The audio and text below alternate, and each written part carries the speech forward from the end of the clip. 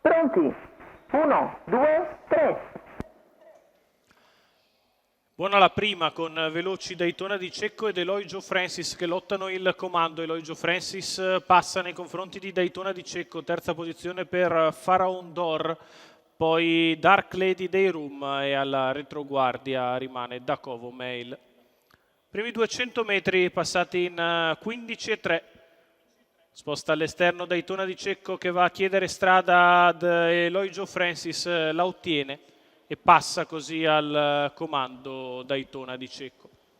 Eloy Joe Francis secondo, Dark Lady Dayroom in terza posizione ma all'esterno, poi Pharaon d'Or e Dacovo Mail che gradualmente cerca di ricongiungersi. Riprende in mano Roberto Ruvolo che non voleva rimanere scoperto e ritorna così in quarta posizione dopo 600 in 44,6.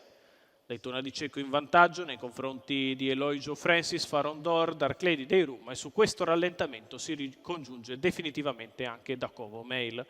Completamento del primo giro di gara che la battistrada Daytona Di Cecco passa in 1 minuto e 6 decimi, frazione addirittura in 16 per la retta di là e muove così Dacovo Mail dall'ultima posizione e cerca di risalire. Daytona Di Cecco sempre in vantaggio, Eloy Joe Francis secondo in corda, arriva Dacovo Mail che su un'altra frazione decisamente lenta si è portato a spesa quasi zero ai lati di Eloy Joe Francis. 1,32 i primi 1200 metri di corsa. Daytona Di Cecco continua in vantaggio su Eloy Joe Francis e Dacovo Mail, poi Pharaon d'Or e Dark Lady Dayroom che è rimasta così in coda.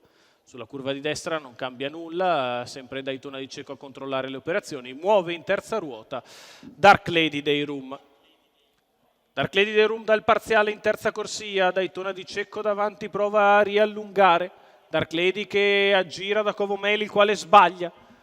Daytona Di Cecco allora riallunga, 14,4 di là, 2,1,6 il miglio di gara. Daytona Di Cecco in vantaggio nei confronti di Dark Lady Dayroom, poi Pharaon d'Or ed Eloy Joe Francis. Quando siamo all'ingresso addirittura d'arrivo, Daytona Di Cecco a 3 lunghezze su Dark Lady Dayroom e Pharaon d'Or. Daytona Di Cecco in fuga, Daytona Di Cecco che vince nettamente, mentre al secondo posto Dark Lady Dayroom tiene a bada Pharaon d'Or.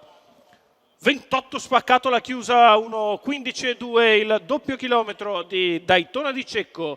Carmine Piscoglio in salchi per Michele Raimo al training. I colori della scuderia Cecco Volante per la 7 anni da Adrian Chip che si impone in percorso di testa. La riapprezziamo nelle immagini.